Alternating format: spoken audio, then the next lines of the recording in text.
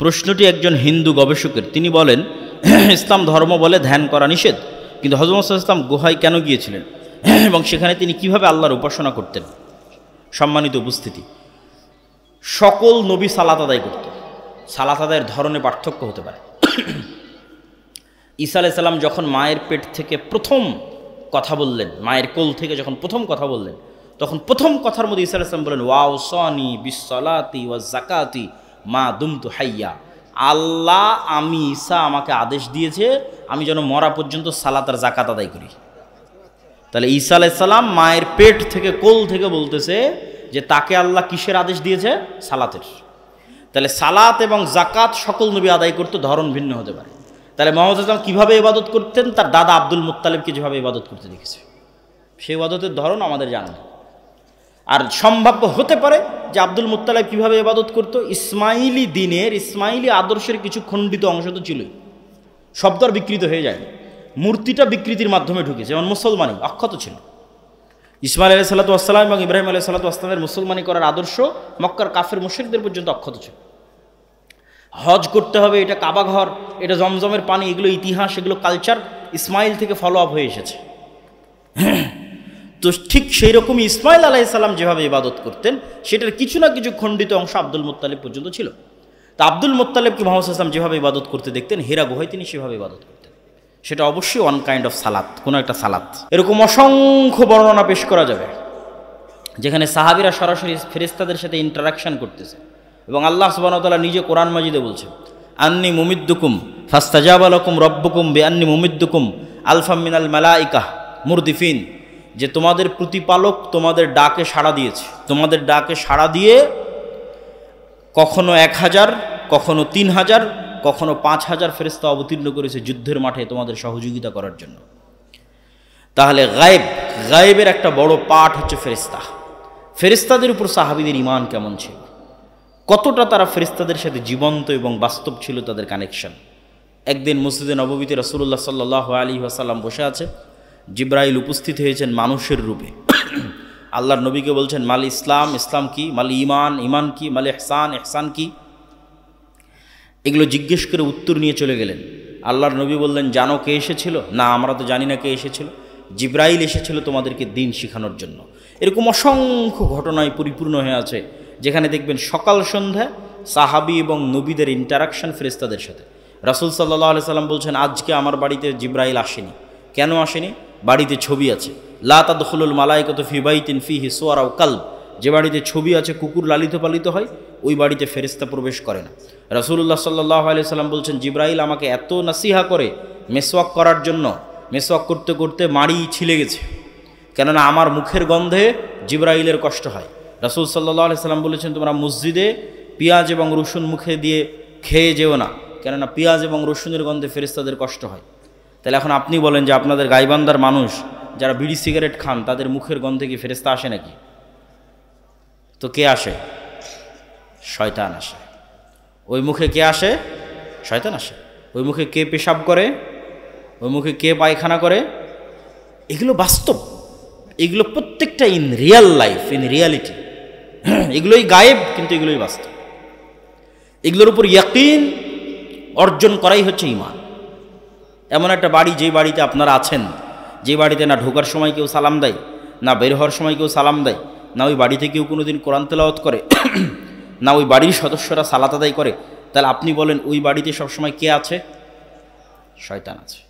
আর এমন একটা বাড়ি সালাম দিয়ে প্রবেশ করে, সালাম দিয়ে বের হয়, কোরআন তেলাওয়াত করে, 5 ওয়াক্ত সালাত আদায় করে, তাহলে ওই বাড়ি, যেমন এখানে লাইট জ্বলতেছে, এই এলাকাটা আলোকিত হয়ে আছে, গায়েবে ওই বাড়িটা নূরের আলোয় আলোকিত হয়ে আছে, কেন ওখানে ফেরেশতারা একত্রিত হয়ে আছে, ফেরেশতারা একত্রিত হয়ে আছে। সম্মানিত উপস্থিতি, তাহলে ফেরেশতাদের অস্তিত্বের উপর ইয়াকিন, এটা ঈমানের একটা বড় পার্ট। এবং ফেরেশতা এবং শয়তান এই দুটো আমাদের সাথে এত বেশিভাবে জড়িত, এত বেশিভাবে যুক্ত, যে আমি যদি বলি আপনার বাপ মা, আপনার পিতামাতা, আপনার সন্তান সন্ততি, আপনার স্ত্রী পুত্র আপনার সাথে যতটা যুক্ত, তার চেয়ে বেশি যুক্ত ফেরেশতা এবং শয়তান, তাহলে বাড়াবাড়ি হবে না। কেন বাড়াবাড়ি হবে না? আদম আলাইহিস সালাতু ওয়াস সালামকে যখন আল্লাহ সুবহানাহু ওয়া তাআলা সৃষ্টি করেছে, তখন আদম আলাইহিস সালাতু ওয়াস সালাম সৃষ্টির পরে আল্লাহ বলেন, আদম, এই যে এটা তোমার বউ, এটা তোমার বাপ মা, এটা তোমার ছেলে মেয়ে না। আদম আলাইসাল্লাম সৃষ্টির পরে সর্বপ্রথম কোনো মানুষের সাথে পরিচিত হয়নি। আদম আলাইসাল্লাম সৃষ্টির পরে ভিন্ন জগতের গায়েবের জগতের দুইটা প্রাণীর সাথে পরিচিত হয়েছে, একটার নাম ফেরেশতা, একটার নাম জিন। তাহলে মানুষের অস্তিত্বের সাথে মানুষের অস্তিত্ব আগে না ফেরেশতার শয়তানের অস্তিত্ব আগে? বলেন, ফেরেশতার শয়তানের অস্তিত্ব আগে। তাহলে আপনার সাথে আপনার বাপ মায়ের অস্তিত্ব, আপনার ছেলে মেয়ে স্ত্রী পুত্রের অস্তিত্ব আগে, না আপনার সাথে ফেরেশতার শয়তান আছে এটা আগে? ফেরেশতার শয়তান আছে এটা আগে। কেন আপনি যখন প্রথম সৃষ্টি হয়েছেন তখন আপনিও সৃষ্টি হওয়ার পর আগে ফেরেশতাকে দেখেছেন আর শয়তানকে দেখেছেন। এই জন্য এইটাই হলো গায়েব। এইটা যত আপনি জানবেন, গায়েবের লজিকগুলো যত জানবেন, গায়েবের কার্যকরণের সূত্র যত জানবেন, তত গায়েবের মদদ পাওয়ার রাস্তা আপনার জন্য উন্মুক্ত হবে। সম্মানিত উপস্থিত, বক্তের দ্বিতীয় পয়েন্টে চলে যাই, যেহেতু সময় অল্প। দ্বিতীয় পয়েন্ট আমরা বলেছি নেতৃত্বের বিকাশ। গোলামির অপরপিঠ নেতা। নেতা নন মানে গোলাম, গোলাম নন মানে নেতা। তাহলে আমরা এখন গোলাম মানে আমরা নেতা নই, নেতা হতে হবে। নেতা হলে গোলামি কেটে যাবে। এখন বিশ্বের নেতা অন্যরা আছে, আমরা বিশ্বের গোলাম আছি। বিশ্বের নেতা হলে আমাদের গোলামি কেটে যাবে, অন্যরা গোলাম হবে। তো আমরা যদি বিশ্বের নেতা হতে চাই তাহলে নেতৃত্বের বীজ কি রোপণ করলে নেতা তৈরি হবে, কি বপন করলে, ধানের চারা অমুকের চারা এগুলো কোনটা রোপণ করলে কি হয় খুব ভালো জানেন। তো কি রোপণ করলে, কি বপন করলে নেতা তৈরি হবে, সেটার নাম ন্যায়পরায়ণতা, সেটার নাম সত্যবাদিতা, সেটার নাম আমানতদারিতা, সেটার নাম ধৈর্যশীলতা। এই 3-4টে দিয়ে নেতা তৈরি হয়। পৃথিবীতে যত নবী রাসূল এসেছে সকল নবী রাসূল জন্মগত সত্যবাদী, আমানতদার, ন্যায়পরায়ণ এবং ধৈর্যশীল।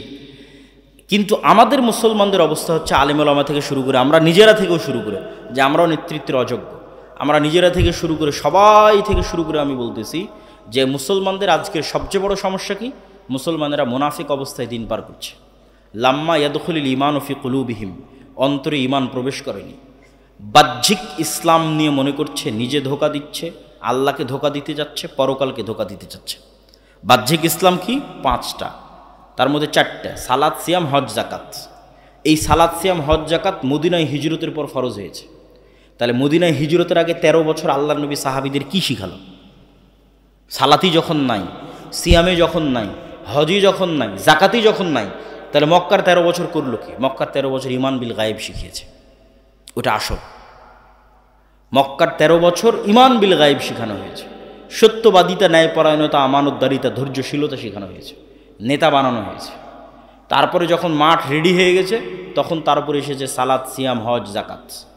এখন সালাত, সিয়াম, হজ, জাকাত তো অবশ্যই আদায় করতে হবে, কিন্তু দুঃখজনক হলো সত্য আমরা এই বাহ্যিক ইবাদতগুলোকে নিজেকে ধোঁকা দেওয়া, আল্লাহকে ধোঁকা দেওয়া, মানুষকে ধোঁকা দেওয়ার মাধ্যম বানিয়েছি। নিজেকে ধোঁকা দেওয়ার মাধ্যম কি? যাক, যা সুদ ঘুষ করলাম এবার হজ করে সব গুনাহ মাফ করে নি, এটা নিজেকে ধোঁকা দেওয়া। তাহলে ওসি, ডিসি, এসপি, মন্ত্রী, মিনিস্টার, এসিল্যান্ড, সাব রেজিস্ট্রার, যে যেখানে ব্যবসায়ী, যে যেখানে দায়িত্ব পালন করতেছে তার 50%-এরও বেশি নামাজি, তার 60-70%-এর বেশি হয় 1-2 বার ওমরা করেছে, 2-3 বার হজ করেছে, তার 100% অন্তত কোনো মসজিদ, মাদ্রাসা, কোনো কমিটি, জালসা কমিটি এগুলোর সাথে যুক্ত আছে। কিন্তু ওর দায়িত্বের জায়গায় যখন বসতেছে তখন মিথ্যুক, ওর দায়িত্বের জায়গায় যখন বসছে তখন দুর্নীতিবাজ, ওর দায়িত্বের জায়গায় যখন বসে তখন আমানতের খেয়ানতকারী। তাহলে সে মুনাফিক।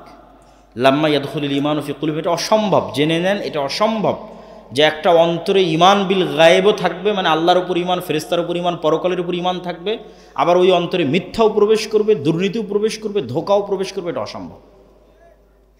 এক অন্তরে এই দুটো একত্রিত হবে না। লা ঈমানা লিমান লা আমানাতা লাহু। তাহলে ওই অন্তরে ঈমান প্রবেশ করেনি, বাহ্যিক আমল আছে, আর সে অন্তরের দিক থেকে মুনাফিক। এটা হলো আজকের মুসলমানদের সবচেয়ে বড় সমস্যা। এই জন্য আমি আমার বহু বক্তব্যে বলেছি আজকের মুসলমানেরা এই যুগের বানু ইসরাইল। কেননা গোলামির মাধ্যমে জাতির চরিত্র পরিবর্তন হয়ে যায়। গোলামি মে বদল জাতি হে কওমো কি তকদির, কওমো কা জমির। আল্লামা ইকবাল বলেছেন গোলামি করতে করতে জাতির স্বভাব চরিত্র চেঞ্জ হয়ে যায়। তো বানু ইসরাইলেরা তো নবীর সন্তান। নবীর সন্তান কেমনে বলে যে আপনি আর আপনার আল্লাহ গিয়ে যুদ্ধ করেন? নবীর সন্তানেরা কেমনে বলে ঠিক আছে শনিবারের দিন মাছ ধরতে নিষেধ করলেন, আজ শনিবারের দিন আমরা বেড়া দিয়ে ঘিরে রাখবো, তো রবিবারের দিন মাছ ধরবো। 2 নম্বরই বুদ্ধি।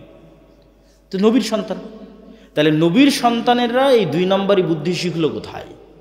যখন ফেরাউনের 300-400 বছর গোলামি করেছে, গোলামি করতে করতে স্বভাব চরিত্র পরিবর্তন হয়ে গেছে। কিন্তু মুসা আলাইহিস সালামকে আল্লাহ ওই গোলামদের সাথে বড় করেনি। মুসা আলাইহিস সালামকে আল্লাহ বড় করেছে ফেরাউনের বাড়িতে, যাতে মুসা আলাইহিস সালামের মধ্যে এগুলো চুরি চামারি বাটপারি দুর্নীতি 2 নম্বরই মিথ্যা এগুলো প্রবেশ না করে, যাতে মুসা আলাইহিস সালাম আত্মমর্যাদা আত্মসম্মান সত্যবাদিতা ন্যায়পরায়ণতা আমানতদারিতা ধৈর্যশীলতা এগুলো গুণে নেতা হয়।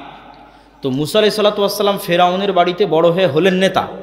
এবার নেতার সাথে পুরো কওম গোলাম, কেন এই কওম 300 বছর থেকে গোলামি করতেছে, 400 বছর থেকে গোলামি করতেছে, যাদের রক্তের মধ্যে মিথ্যা ধোঁকা দুর্নীতি ঢুকে আছে।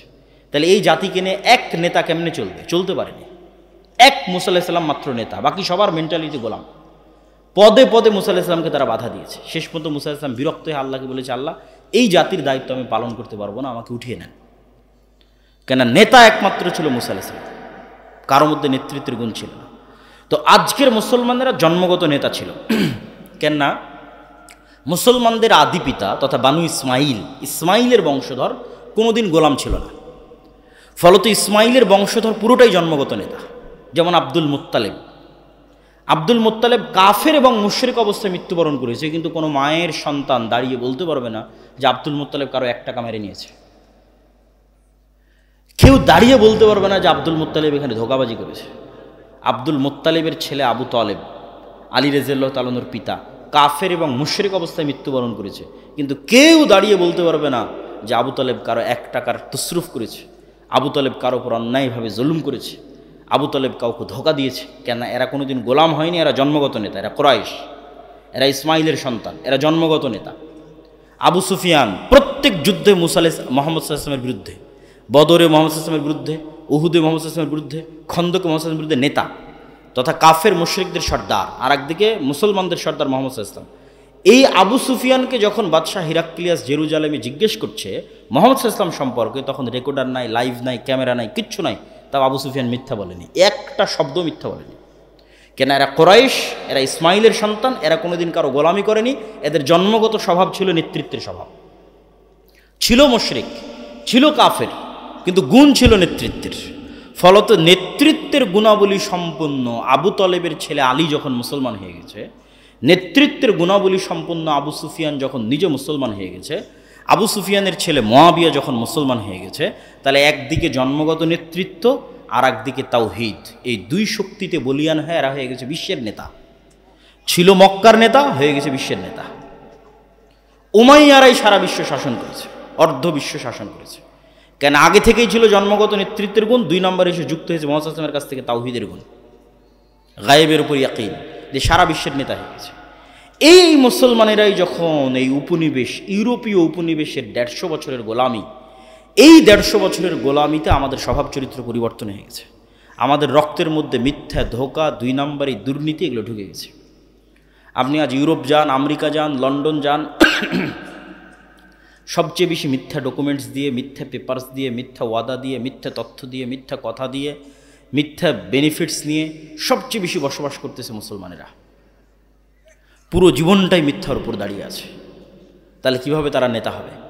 আর মুসলমানেরা যেন কোনোদিন সত্য বলা শিখতে না পারে, যেন মিথ্যার উপরেই, দুর্নীতির উপরেই তাদের প্র্যাকটিস চলে, এই জন্য ইহুদি খ্রিস্টানেরা 2টা জিনিস মুসলমানদের উপর চাপিয়ে দিয়ে রেখেছে। একটার নাম গণতন্ত্র আর একটার নাম সুদ। যেন কোনোদিন সত্য বলা শিখতে না পারে। গণতন্ত্র কেন? গণতন্ত্র এমন এক সিস্টেম যে ঠিক আছে আমরা ব্রিটিশরা চলে গেলাম, আমরা সরাসরি তোমাদের উপর শাসক নাই, কিন্তু তোমরা যদি একবার সত্য বলা শিখে যাও, ন্যায় প্রতিষ্ঠা করা শিখে যাও, আমানতদার হয়ে যাও, তোমরা তো নেতা হয়ে যাবা। তোমাদেরকে গোলাম বানাতে চাইলে তোমাদেরকে মিথ্যা বলা, দুর্নীতি করা আমাদের শিখাতে হবে। এই কালচার অব্যাহত রাখতে হবে। আর এই কালচার অব্যাহত রাখার জন্য গণতন্ত্র লাগবেই। গণতন্ত্র এমন এক সিস্টেম যেখানে এক দল আর এক দলের বিরুদ্ধে বলবে তো বলবেই, একই আসনের মনোনয়ন প্রার্থী একই দলের একজন আরেকজনের বিরুদ্ধে মিথ্যা, নিন্দা, গীবত, তহমত, দুর্নীতি, টাকা দিয়ে মনোনয়ন কেনার চেষ্টা করবে। তাহলে যতজন এমপি পদে দাঁড়িয়েছে এরা আল্লাহর দৃষ্টিতে গায়েবের লজিকে গোলাম। হতে পারে নেতা, হতে পারে এমপি, কিন্তু গায়েবের লজিকে এরা সব কি বলেন তো? গোলাম, কৃতদাস। কেন? শুরুটা হয়েছে মিথ্যা এবং দুর্নীতিতে, এরা নেতা হতে পারবে না। এই মিথ্যুক দুর্নীতিবাজ এমপি, মন্ত্রী, মিনিস্টার যখন দেশের দায়িত্ব নেবে, তখন ও ভারত আর আমেরিকার টাকার কাছে বিক্রি হয়ে যাবে। কেননা ওই জন্যই ওকে তৈরি করা হয়েছে। একজন সত্যবাদী আমানতদার নেতার যদি জন্ম হয়, ও তো টাকার কাছে বিক্রি হবে না। তাহলে গণতন্ত্র অব্যাহত রাখতে হবে যেন মিথ্যুক তৈরি হয়। গণতন্ত্র মিথ্যুক, দুর্নীতিবাজ, ধোঁকাবাজ তৈরির কারখানা। এখানে সব নেতা মিথ্যুক অবস্থায় আসতে হবে, ওইভাবেই কালচার তৈরি করা আছে। পয়েন্ট নাম্বার 2, সুদ। আপনাদের গাইবান্ধার যত মা বোন কিস্তিতে টাকা নিয়েছে, এরা নিজেরা তো মিথ্যা বলে, ছেলে মেয়েকেও মিথ্যা বলা শিখিয়েছে। যে বলো বাড়িতে নাই, বলো কাল দিব, এই সমস্যা, ছেলে মেয়েকেও মিথ্যা বলা শিখিয়েছে। এটা আমি বলিনি, রাসূল সাল্লাল্লাহু আলাইহি ওয়াসাল্লাম বলেছে যে মানুষ যখন কর্জ নেওয়া শুরু করে মিথ্যা বলা শুরু করে, আর মিথ্যা বললে আর নেতা হওয়া যাবে না, মানে গোলামির জিঞ্জির আর ভাঙবে না। কেন? গায়েবের লজিকে নেতৃত্বের গুণের একমাত্র শুরুর রাস্তাই হচ্ছে সত্যবাদিতা, আমানতদারিতা, ন্যায়পরায়ণতা, ধৈর্যশীলতা। তাহলে আপনি নেতা হতে চান, গোলামির জিঞ্জির ভাঙতে চান, এই গুণগুলো লাগবে, এই গুণগুলো ছাড়া সম্ভব নয়। পয়েন্ট নাম্বার 3, সৎ আমল। গায়েবের লজিকে গায়েবের মদদ পৃথিবীতে টেনে নিয়ে আসার শর্ত যতক্ষণ পূরণ করতে না পারবেন, গায়েবের মদদ আসবে না। আর ভূমিকাতে বলে দিয়েছি গায়েবের মদদ ছাড়া মুসলমানদের বিজয় সম্ভব নাকি? বলেন না যে গায়েবের মদদ ছাড়া মুসলমানদের বিজয় সম্ভব, ফুল স্টপ। দুনিয়ার লজিকে মুসলমানদের বিজয় সম্ভব নয়, আগেও নয়, পরেও নয়, কিয়ামত পর্যন্ত নয়। একমাত্র রাস্তা আল্লাহর সাহায্য লাগবে। তাহলে আল্লাহর সাহায্য আসার পূর্ব প্রস্তুতি স্বরূপ আল্লাহর সাহায্য পাওয়ার পূর্ব শর্ত পূরণ করতে হবে। তো সাহায্য পাওয়ার পূর্ব শর্তের 3 নম্বর পয়েন্ট হচ্ছে সৎ আমল। যেমন কল্পনা করেন একদল প্রজন্ম যারা ঈমান বিল গায়েবে ইয়াকিন রাখে, একদল প্রজন্ম যারা মিথ্যা বলা জানে না, দুর্নীতি, ধোঁকাবাজ 2 নম্বরই জানে না, সত্যবাদী, আমানতদার, ন্যায়পরায়ণ। 3 নম্বর, এই প্রজন্ম মোটামুটি আল্লাহর গায়েবী মদদ অর্জনের যোগ্যতা অর্জন করতেছে। 3 নম্বর, আল্লাহর গায়েবী মদদকে আসমান থেকে টেনে নিয়ে আসতে পারে সৎ আমল। দেখেন রাসূলুল্লাহ সাল্লাল্লাহু আলাইহি সাল্লাম যখন বদরের যুদ্ধে যাবে, কোথায় উনি আল্লাহর নবী, উনি তো মনে করতে পারে যে আমি একবার আল্লাহকে বললেই হলো যে আল্লাহ বদরে বিজয় দরকার।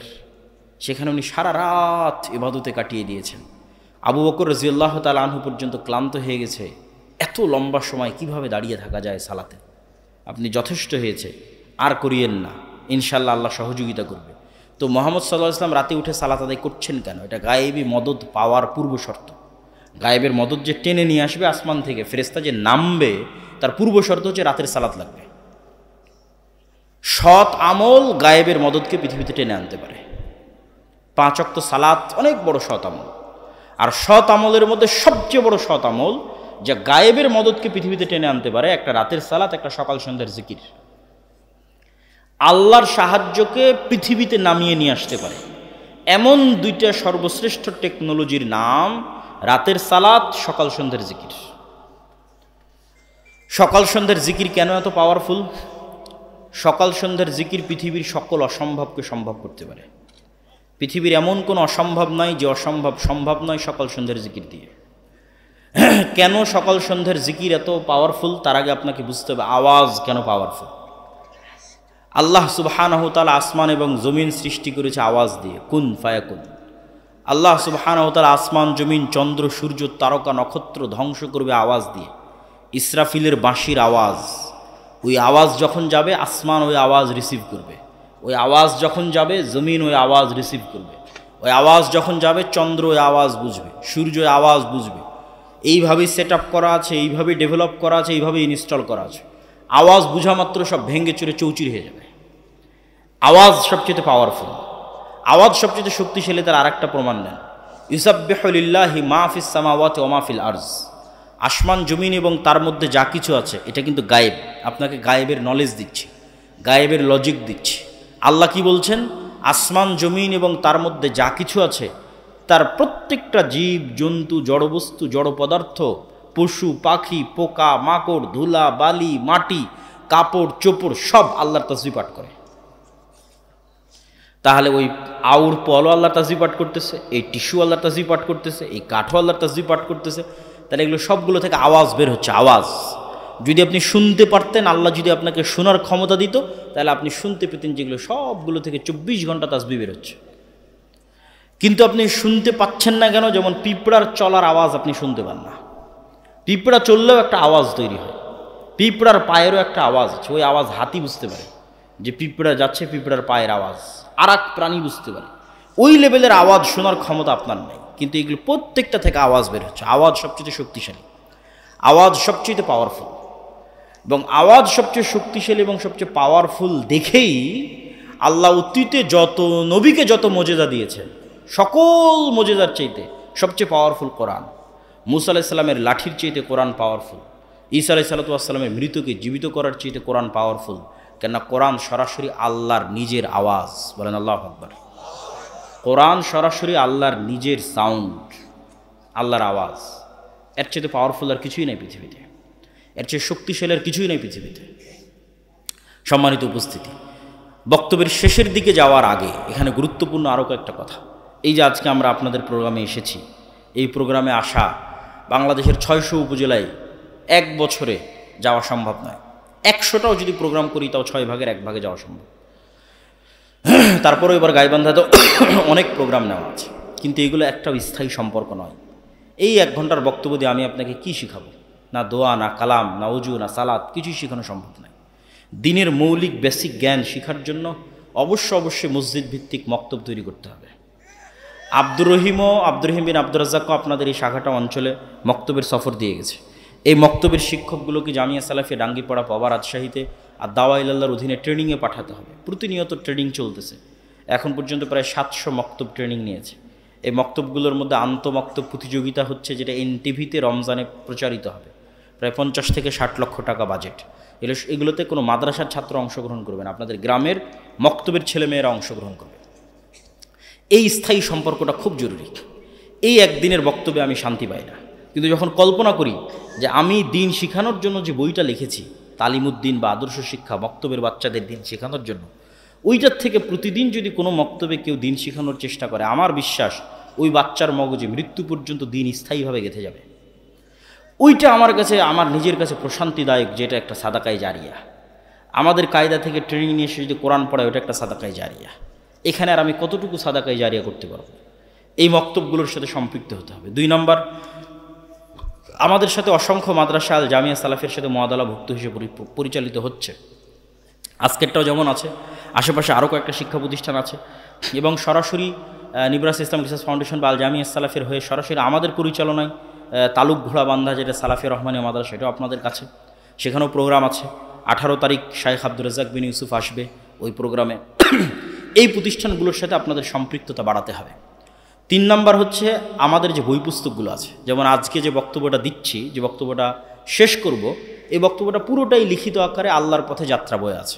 হয়তো এতটা এইভাবে একটার পর একটা যেভাবে বলতেছে এইভাবে নাই, কিন্তু সবগুলোর দলিল সহ লিখিত আকারে আল্লাহর পথে যাত্রা, যেটা নতুন বই, এটা ঈমান বিল গায়বে ইয়াকিন তৈরি করার জন্যই লেখা। আজকে এই বইটা সম্ভবত নাই, কেন বইটা শেষ হয়ে গেছে, বাজারেই নাই। এই বইটা অনলাইন থেকে খুঁজে আপনাদের অর্ডার দিয়ে বইটি পড়ার উদাত্ত আহ্বান জানাচ্ছি। পাশাপাশি শাইখ আব্দুর রাজ্জাক বিন ইউসুফের যে বইগুলো আছে, উপদেশ, সালাতের বই, দোয়ার বই, এই বইগুলোকে আপনারা মূল্যায়ন করবেন। এবং 1000 প্রশ্নোত্তরের একটা বই আছে ফতোয়ার, যেখানে তায়াম্মুম বলেন, অজু বলেন, ফরজ গোসল বলেন, হাইজ নেফাস বলেন, সালাত বলেন, সালাতের একদম শেষ পর্যন্ত 1000 প্রশ্ন উত্তর। এমন কোনো প্রশ্ন নাই যার উত্তর নাই। এই বইগুলোকে আপনারা মূল্যায়ন করবেন। আর যেটা মূল্যায়ন না করে যেতে পাবেন না, সেটার নাম মাসিক আল ইতিসাম।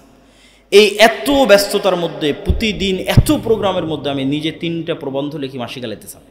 একটা সম্পাদকীয় লিখি, একটা মিন্নাতুল বাড়ি লিখি, একটা স্বাভাবিক একটা প্রবন্ধ লিখি। এই মাসিক আল ইতিসাম যদি আপনারা মূল্যায়ন না করেন, তাহলে আপনাদের সাথে আমাদের স্থায়ী যোগাযোগ নাই। আপনারা যারা শিক্ষিত মানুষ, পড়তে চান, আমাদের লাস্ট পয়েন্ট শিক্ষা এবং জ্ঞান, সেটা সম্পর্কে বলবো, তখন বুঝবেন শিক্ষা জ্ঞানের গুরুত্ব কী। তো এই মাসিক আল ইতিসামকে মূল্যায়ন করবেন। আমরা কি বলছিলাম? সকাল সন্ধ্যার জিকির পৃথিবীর এমন কোনো অসম্ভব নাই যা সম্ভব করতে পারে না। সকাল সন্ধ্যার জিকির এমন কোনো অসম্ভব নাই যা সম্ভব করতে পারে না। যেমন জাকারিয়া আলাইহিস সালাতু ওয়াস সালাম বলছেন, আল্লাহ আমার সন্তান দরকার, বন্ধা স্ত্রী, তিনি বৃদ্ধ, কেমনে সম্ভব এই অসম্ভবকে সম্ভব করা? আল্লাহ বললেন, এই অসম্ভব সম্ভব হওয়ার রাস্তা হচ্ছে তুমি সকাল সন্ধ্যায় জিকির করবা। জিকির আওয়াজ তৈরি করে। এবং জিকিরের সবচেয়ে মজার পাঠ কি জানেন? জিকিরের সবচেয়ে মজার পাঠ, দোয়া তো আমরা সবাই করি, দোয়াতে নিজের স্বার্থটা বেশি থাকে, আর জিকিরে কিন্তু কিছুই চাওয়া থাকে না। আপনি বললেন লা ইলাহা ইল্লাল্লাহ, এর মধ্যে কি চাওয়া আছে? কিছুই চাওয়া নেই। আপনি বললেন লা ইলাহা ইল্লাল্লাহু ওয়াহদাহু লা শারীকা লাহু লাহুল মুলকু ওয়া লাহুল হামদু ওয়া হুয়া আলা কুল্লি শাইইন কাদির, এর মধ্যে কি চাইলেন? কিছু চাননি। আপনি বললেন লা হাওলা ওয়ালা কুওয়াতা ইল্লা বিল্লাহ, এর মধ্যে কি চাইলেন? কিচ্ছু চাননি। আপনি বললেন সুবহানাল্লাহি ওয়া বিহামদিহি সুবহানাল্লাহিল আযীম, এর মধ্যে কি চাইলেন? কিচ্ছু চাননি। আপনি বললেন সুবহানাল্লাহ আলহামদুলিল্লাহ আল্লাহু আকবার, কি চাইলেন? কিচ্ছু চাননি। এই জন্য দোয়ার চাইতেও পাওয়ারফুল হচ্ছে জিকির। কেননা দোয়াতে মানুষের নিজের ব্যক্তি স্বার্থ একটু হলো কাজ করে, যে আল্লাহ আমার এটা দরকার, আমার এটা দরকার, আমার এটা দরকার। আর যখন আপনি জিকির করতেছেন তখন পুরোটাই নিঃস্বার্থভাবে আল্লাহর জন্য। এবং সব ফেরেশতাদের বৈশিষ্ট্য জিকির। আসমান জমিন জীব জন্তু পশু পাখি সবাই আল্লাহ সুবহানাহু ওয়া তাআলার জিকির করে, মানে তাসবিহ পাঠ করে। এই জন্য তাসবিহ পাঠ খুবই গুরুত্বপূর্ণ, খুবই পাওয়ারফুল। সকাল সন্ধ্যা, সকাল সন্ধ্যা মানে ফজরের পর থেকে সূর্য ওঠা পর্যন্ত, আর সন্ধ্যা মানে সূর্য ডুবার পরে নয়, সন্ধ্যা মানে আসর থেকে সূর্য ডুবা পর্যন্ত। এটি একটি হারানো আমল যা আমাদের আদায় করা উচিত। পয়েন্ট নাম্বার 4, মুসলমানদের বিজয়ের জন্য 4 নাম্বার পয়েন্ট, শিক্ষা এবং জ্ঞান। মুসলমানরা গোলামি থেকে মুক্তি পাবে, স্বাধীন হবে, নেতা হবে। পয়েন্ট নাম্বার 4, শিক্ষা এবং জ্ঞান। আল্লাহ সুবহানাহু ওয়া তাআলা যে সিস্টেমের উপর পৃথিবী ডেভেলপ করেছেন, এই সিস্টেম উনি ভাঙতে চান না, খুব কম ভাঙেন। যেমন আল্লাহর পৃথিবীর সিস্টেম কি, কাউকে যদি আগুনে নিক্ষেপ করা হয় পুড়ে যাবে, কত বড় আল্লাহওয়ালা তাও পুড়ে যাবে। ইব্রাহিম আলাইহিস সালামের ক্ষেত্রে আল্লাহ সিস্টেম ব্রেক করে আগুনকে থামিয়ে দিয়েছেন। কিন্তু আসহাবুল উখদুদ সূরা বুরুজের ঘটনা পড়েন, ওদেরকে আগুনে নিক্ষেপ করা হয়েছে, আগুন ওদের জ্বালিয়ে দিয়েছে।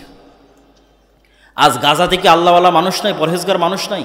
আফগানিস্তানে কি আল্লাহওয়ালা পরহেজগার মানুষ ছিল না? আল্লাহ তার সিস্টেম ব্রেক করেন না। এই সিস্টেমের উপর পৃথিবী ডেভেলপ করা আছে। ছুরি দিয়ে যদি একটা আল্লাহওয়ালা মানুষকেও কাটা হয় কেটে যাবে, একটা পরহেজগার মানুষকেও কাটা হয় কেটে যাবে, কেন ছুরি ওই কাজের জন্যই তৈরি করা আছে। তাহলে পৃথিবী আল্লাহ ডেভেলপ করেছে, পৃথিবীতে আল্লাহর সুন্নাত এটা যে জ্ঞানী হবে ওর ক্ষমতা। এই সিস্টেম যদি একটা ইহুদিও ফলো করে, আল্লাহ ওকে বলবে না যে তুই ইহুদি এই জন্য তোকে নামিয়ে দিচ্ছি, না। এই সিস্টেম যদি একটা হিন্দু ফলো করে, আল্লাহ বলবে না তুই হিন্দু, তোকে নামিয়ে দিলাম, না। যে জ্ঞানী হবে সে ক্ষমতা পাবে। ও হিন্দু হলেও ক্ষমতা পাবে, ও ইহুদি হলেও ক্ষমতা পাবে, ও খ্রিস্টান হলেও ক্ষমতা পাবে। কেন এই লজিকের উপর পৃথিবী দাঁড়িয়ে আছে? কেন স্বয়ং আল্লাহ নিজে জ্ঞানী। আল্লাহ সুবহানাহু ওয়া তাআলা দুনিয়ার মানুষকে বলেনি যে এই গায়বান্দার মানুষেরা তোমরা আল্লাহর ইবাদত করো, কেননা আল্লাহ কিছুই জানে না। বলেন নাউজুবিল্লাহ, এটা বলেছে নাকি আল্লাহ? আল্লাহ বলেছে তোমরা আল্লাহর ইবাদত করো, আল্লাহ এত জানে যে তোমাদের অন্তরের খবরও জানে। তাহলে জ্ঞানী হওয়া কার গুণ? জোরে বলেন, জ্ঞানী হওয়া কার গুণ? আরো জোরে বলেন, জ্ঞানী হওয়া কার গুণ? আল্লাহর গুণ। আপনি মুসলমান জাহেল থাকবেন আর আল্লাহ আপনাকে ক্ষমতা দিবে? অসম্ভব। এই লজিকের উপর আল্লাহ পৃথিবী দাঁড় করাননি। জ্ঞানী হওয়া আল্লাহর গুণ। পয়েন্ট নাম্বার 2, জ্ঞানে ক্ষমতা পাওয়া যায় তার 2 নম্বর দলিল। ওয়াইজ কুলনা লিল মালাইকাতি ইসজুদু লি আদম ফাসাজাদু ইল্লা ইবলিস ওয়াইজ ক্বালা রাব্বুকা লিল মালাইকাতি ইন্নী জাইলুন ফিল আরদি খলিফা। আল্লাহ ফেরেশতাদের ডাক দিয়ে বললেন আদমকে সৃষ্টি করব। আদমকে সৃষ্টি করার পর ফেরেশতাদের বললেন আদমকে সিজদা করতে হবে। ইবলিস বলল আদমকে সিজদা করতে পারবো না, কেননা আদম মাটির তৈরি, আমি আগুনের তৈরি। ইবলিসের প্রশ্নই ভুল, ইবলিসের প্রশ্নই ভুল। কেননা ইবলিসের প্রশ্ন হচ্ছে ইবলিস আগুনের তৈরি হয়ে মাটির তৈরি, আদমকে সিজদা দিবে না। যদি কি থেকে তৈরি হয়েছে এটাই লজিক হয়, তাহলে ইবলিসের চেয়েও শ্রেষ্ঠ জিনিস দিয়ে ফেরেশতারা তৈরি হয়েছে, এটা হচ্ছে নূর। কথা মানে আমার বুঝতে পারেন? আগুনে তৈরি হওয়ার কারণে ইবলিস যদি আদমের তৈরি, মাটির তৈরি আদমকে সিজদা না করে, তাহলে ফেরেশতারা নূরের তৈরি, তো জিনের চেয়েও শ্রেষ্ঠ জিনিস দিয়ে তৈরি হয়েছে, তারা কেমনে সিজদা করবে? প্রশ্ন কেন ভুল? আল্লাহ আদমকে তৈরি হওয়ার কারণে কি থেকে তৈরি করেছে এই কারণে সম্মান দেয়নি। আল্লাহ আদম জিনের চেয়েও জ্ঞানী। বলেন আল্লাহু আকবার। জ্ঞানের শ্রেষ্ঠত্বে সিজদা চলতেছে, জ্ঞানের শ্রেষ্ঠত্বে সিজদা চলতেছে। ফেরেশতাদের চেয়ে জ্ঞানী, জিনের চেয়ে জ্ঞানী। কি দিয়ে তৈরি হয়েছে এটাতে নয়, অত প্রশ্নই ভুল। ইবলিসকে সিজদা করতে হবে, কেন আদম আলাইহিস সালাম তখন ইবলিসের চেয়েও জ্ঞানী, ফেরেশতাদের চেয়েও জ্ঞানী। কিয়ামত পর্যন্ত যে জাতি জ্ঞানে এবং শিক্ষায় এগিয়ে যাবে সে জাতি ক্ষমতা পাবে। এইটাই আল্লাহর লজিক, এটার উপরেই আল্লাহ পৃথিবী ডেভেলপ করেছে। ওই যে যুদ্ধের কথা বললাম, 300 জন ব্যক্তি পানি পান না করে নদী পার হয়ে তলুত আর দাউদ, ওই যুদ্ধের আগে বানু ইসরায়েলেরা একত্রিত হয়ে নবী শামুইলের কাছে গেছিল যে আমরা জেরুজালেম উদ্ধার করতে চাই, একটা নেতা বানিয়ে দেন। এখন এই যে পাদুম শহরের এই মাদ্রাসা থেকে যদি 10 জন লোক আমার কাছে আসে, এসে বলে যে এই মাদ্রাসায় আমরা একটা প্রোগ্রাম করতে চাই, আপনি আমাদের মধ্যে কাউকে দায়িত্ব দেন, কে প্রোগ্রাম করবে? তো আমি কি ওদের মধ্যেই দায়িত্ব দিব না ওদের বাইরে কাউকে দায়িত্ব দিব? ওদের মধ্যেই কাউকে দায়িত্ব দেব। তো বানু ইসরায়েলেরা বড় বড় নেতা 10-15 জন গেছে নবীর কাছে যে আমাদের একটা নেতা বানিয়ে দেন। তখন নবী বলছে আল্লাহ তোমাদের নেতা বানিয়ে দিয়েছে তালুতকে। এরা ডানে বামে খুঁজে পায় না তালুতকে। স্টেজে এতগুলো মানুষ বসে আছে, এর মধ্যে কে তালুত? কেউ না। ওই কোথায় কোন গ্রামে এক গরিব মানুষ যাকে কেউ চেনে না, যে নেতা নয়, ওর নাম তালুত। তখন বানু ইসরায়েলরা বলছে, এই নেতারা জিজ্ঞেস করছে যে তালুত না টাকা আছে, তালুতের না বংশমর্যাদা আছে, সে নেতা হয় কেমনে? এবার আল্লাহ বলছে তালুতকে আমি কেন নেতা করেছি? বাস্তাতাং ফিল ইলমি ওয়াল জিসম, তালুতকে নেতা বানিয়েছে কেন না তালুত তোমাদের চেয়ে জ্ঞানী বেশি। বলেন আল্লাহু আকবার। তাহলে আল্লাহর গায়েবের লজিকে ক্ষমতা কার? জ্ঞান যার। ক্ষমতা কার বলেন তো? নেতাকে? জ্ঞানে যে আগিয়ে। এখন আপনি বলেন যে আপনি যদি একটা ইহুদি পাড়ায় যান, একটা ইহুদি গোত্রে যান, ওর ছেলে মেয়ে কী করছে আর আপনার এই গাইবান্ধা শাখাটার ছেলেমেয়েরা কী করছে? গাইবান্ধা শাখাটার ছেলেমেয়েরা বিড়ি, সিগারেট, জুয়া, নেশা, মদ, তামাক, তারপরে free fire, PUBG, TikTok, Facebook, এমন কোনো সময় নষ্টের রাস্তা নাই যে সময় নষ্টের রাস্তা এরা সময় নষ্ট করতেছে না। তাহলে এরা নেতা হবে না গোলাম হবে? গোলাম হবে। আর ও যদি ইহুদিও হয়, ও যদি হিন্দুও হয়, জ্ঞানের পিছনে সময় দিচ্ছে পৃথিবীর নেতৃত্ব। আর এই লজিকের উপরে আল্লাহ পৃথিবী তৈরি করেছে, এটার উপরেই পৃথিবী দাঁড়িয়ে আছে। অতএব জ্ঞানী হওয়া ছাড়া কোনো রাস্তা নাই, জ্ঞানী হওয়া ছাড়া কোনো রাস্তা নাই। আপনি ঢাকা বিশ্ববিদ্যালয়ে যান, যখন ফুটবল বিশ্বকাপ হবে গোটা ঢাকা বিশ্ববিদ্যালয় মিলে বড় স্ক্রিন লাগিয়ে ফুটবল খেলা দেখবে, এরকম একটা রেকর্ড আপনি অক্সফোর্ড, ক্যামব্রিজ, হার্ভার্ড ইউনিভার্সিটির এনে দেবেন। তাহলে নেতা ঢাকা বিশ্ববিদ্যালয়ের ছাত্ররা হবে বিশ্বের, না নেতা অক্সফোর্ড ক্যামব্রিজের ছাত্ররা হবে? অক্সফোর্ড ক্যামব্রিজের ছাত্ররা হবে। কেন? ওরা ওদের সময়কে জ্ঞানের পিছনে লাগাচ্ছে। আর ইহুদিরা এটাই চায় যে দুনিয়ার মানুষ যত নেশাগ্রস্ত থাকবে তত এদের কন্ট্রোল করা সহজ। এই গাইবান্ধার শাখাটার সব মানুষ যদি নেশাগ্রস্ত হয়, এদের কন্ট্রোল করা সহজ না কঠিন বলেন তো? অনেক সহজ। সারা পৃথিবীর সব মানুষ যদি এরকম নেশা জুয়ায় মত্ত থাকে, এরা তো গোলাম, অটোমেটিক গোলাম। এদের নিজস্ব, এরা হচ্ছে জম্বি বলে, যে এক প্রকার জম্বি প্রাণী, জম্বি ভাইরাস, যার নিজস্ব কোনো স্বাধীন চিন্তা শক্তি নাই, ও অন্যের দ্বারা কন্ট্রোল হয়, চলতেই থাকে, বুঝে না আগে পিছে কি আছে। এই জম্বি প্রাণীর মতো প্রাণী হয়ে যাবে এরা। টিকটক, ফেসবুক, ইউটিউব, জুয়া, মদ, নেশা, তার জীবনের কোনো লক্ষ্য উদ্দেশ্য আছে, কিছু করতে হবে, এগুলো না, পরিপূর্ণরূপে গোলাম, অন্যের দ্বারা কন্ট্রোল। তাহলে এইরকম একটা কওম দিয়ে, এরকম একটা জাতি দিয়ে আপনি কোনোদিন স্বাধীন হতে পারবেন না। গোলামির জিঞ্জির ভাঙতে হলে জ্ঞান এবং শিক্ষার মাধ্যমে গোলামির জিঞ্জির ভাঙতে হবে। অতএব যে কোনো মূল্যে জ্ঞানের চর্চা বাড়াতে হবে। যতজন এখানে উপস্থিত হয়েছে, কয়জন বই পড়ে? কয়টা মা এবং বোনেরা বই পড়ে? নিজের বাড়িতে বই পড়ার ডেস্ক তৈরি করতে হবে। অজানাকে জানার আগ্রহ তৈরি করতে হবে। খাবারের টেবিলে যেমন কয়েক আইটেমের খাবার থাকে, আজ এটা ভালো লাগছে না তো কাল ওইটা, এরকম কয়েক আইটেমের বই থাকবে, আজ এটা ভালো লাগছে না তো ওইটা, ওইটা ভালো লাগছে না তো ওইটা, কিন্তু জ্ঞানের রাস্তায় এগিয়ে যেতে হবে। যুবক সমাজ যারা উপস্থিত আছে তাদেরকে জ্ঞানের পিছনে সময় দিতে হবে। এই পুরো ফেসবুককে ডেভেলপ করা আছে, পুরো টিকটককে ডেভেলপ করা আছে, কোটি কোটি টাকা এর পিছনে ব্যয় করা আছে। শুধু এই সাইকোলজিক্যাল যারা সায়েন্টিস্ট, মানসিক বিজ্ঞানী যারা, ওদের পিছনে কোটি কোটি টাকা বেতন দিয়ে নির্ধারণ করা আছে যে কোন কালার, কোন ফিচার মানুষের সময়কে বেশি টেনে রাখতে পারবে, ওই কালার, ওই ফিচার কোনটা বের করো। তখন দেখবেন যে সব নীল কালার। কেননা তারা গবেষণা করে বের করেছে যে নীল মানুষের ব্রেনকে বেশি অ্যাট্রাক্ট করতে পারে। সেটা এখন টুইটার হোক, সেটা ইনস্টাগ্রাম হোক, সেটা এখন কী বলে ওর নাম, ফেসবুক হোক। তারপরে ফিচার, এই যে নিউজ ফিড এমন একটা ফিচার যা ঘন্টার পর ঘন্টা মানুষের মনোযোগকে টেনে ধরে রাখতে পারবে। তাহলে সময় নষ্ট মানে জ্ঞান অর্জন করতে পারছেন না, জ্ঞান অর্জন করতে পারছেন না মানে গোলাম তৈরি হচ্ছে। ইহুদিরা এটাই চায়। ওই খ্রিস্টানরাও পৃথিবীর লজিক বুঝে না। খ্রিস্টানরাও 5 দিন ইনকাম করে 2 দিন মদের বার, জুয়ার পাব হচ্ছে খ্রিস্টানদের অভ্যাস। 2 দিনের টাকা উপার্জন করে, 5 দিনের টাকা উপার্জন করে মদের বারে, জুয়ার পাবে আর গার্লফ্রেন্ডের পিছনে খরচ করে শেষ। তাহলে ওই খ্রিস্টানকেও কে কন্ট্রোল করতে পারবে? ইহুদিরা, এবং কন্ট্রোল করতেছে, অলরেডি কন্ট্রোল করতেছে। নেশাগ্রস্ত মানুষ কোনোদিন স্বাধীন নয়, জুয়ায় আক্রান্ত মানুষ কোনোদিন স্বাধীন নয়, সময় অপচয় করে এরকম মানুষ কোনোদিন স্বাধীন নয়। এই জন্য আমাদের কোরআন শুরুই হয়েছে ইকরা বিসমি রব্বিকাল্লাযী খালাক দিয়ে। আল্লাহ নিজে জ্ঞানী, আদম আলাইহিস সালাতু ওয়াস সালাম জ্ঞানী, মুহাম্মদ সাল্লাল্লাহু আলাইহি সাল্লাম জ্ঞানী। বক্তব্যের শেষের দিকে এসে আপনাদেরকে সামারি করি, সারমর্ম করি। মুসলমানেরা গোলাম আছে, স্বাধীন হতে চায়, নেতা হতে চায়, বিশ্বকে শাসন করতে চায়।